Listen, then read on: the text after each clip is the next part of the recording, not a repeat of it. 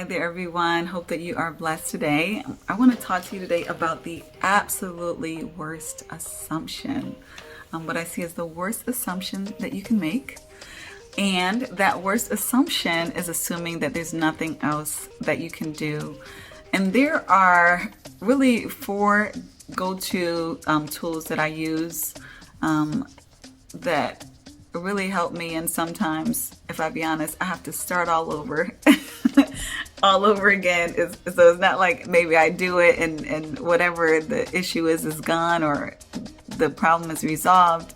But it's a lifestyle that helps as far as getting things done, or as far as dealing with something that is bigger than me. Sometimes we have God issues too, and we're just like, how come I can't fix this?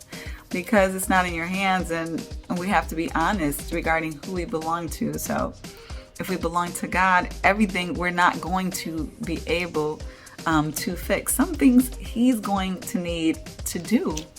And so that's part of it. And so that brings me to that first step of things that we can do when we're trying to make a difference and we're trying to do something that is not working. And that first step is faith, and that is just surrendering to God. And obviously that is so easy, isn't it? No, it's not easy at all, especially if you're a very action-oriented person like I am. It seems like the easiest thing would be to wait, to be still, just chill, right? As they say, but sometimes that's the most difficult thing to do. It's much easier to develop a plan, to make it happen. But if it's a plan that's not aligned with who you belong to, then in the long term, it really doesn't work. So I think the first step is really just having that faith in God and surrendering unto Him, and just giving Him that full control as far as, just that certainty of whatever happens.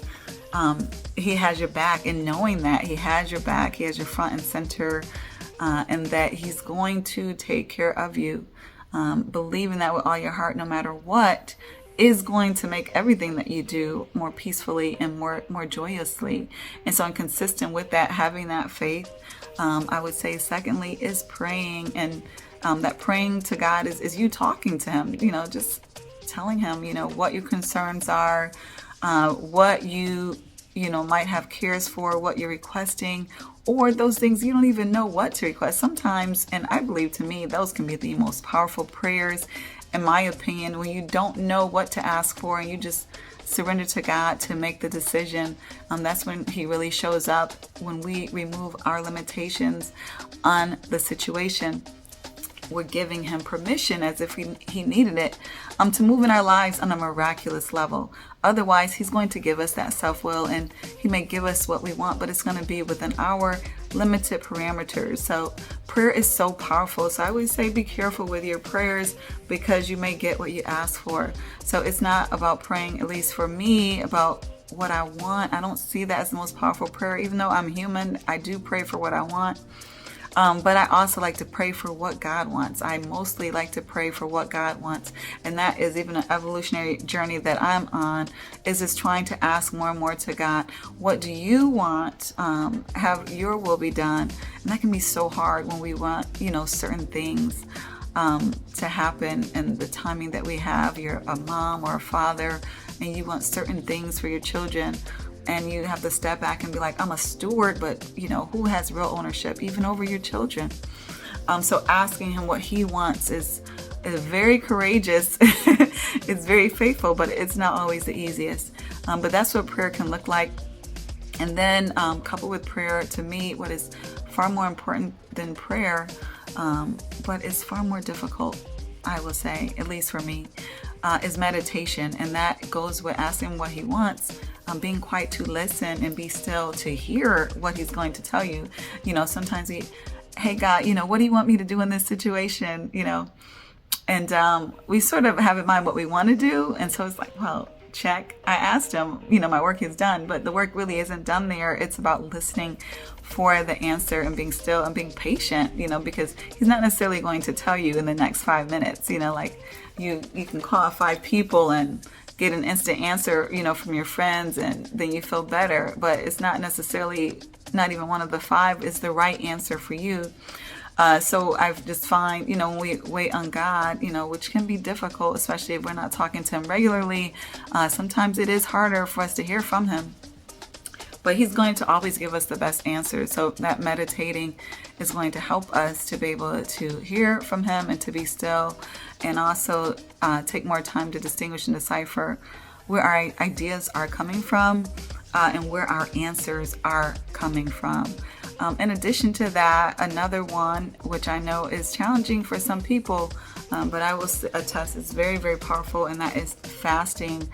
Fasting, in the most basic realm of things, helps us to surrender and rely on God on a physicality way, which to me transcends into a spiritual and emotional and mental way.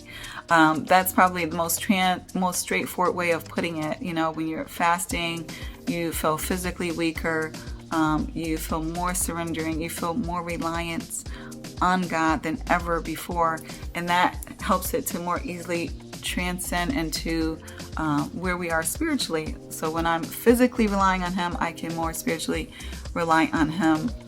There are all other aspects that are far deeper that can come with fasting, as far as like increased discernment, and just people have just countless testimonies as far as miracles that they've experienced during fasting. But I will say at the basic, most matter-of-fact level, what fasting does is really facilitates your relationship with God. It helps me to not only more so physically rely on Christ, but it helps me to spiritually rely on Him more so as well, because it's all connected. So what we do in one realm influences the other. What we do on earth influences the heavens, and of course, what happens in the heavens influences the earth. And so that is why fasting is so powerful.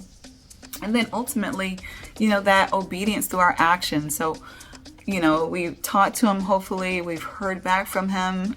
We're blessed in that instance.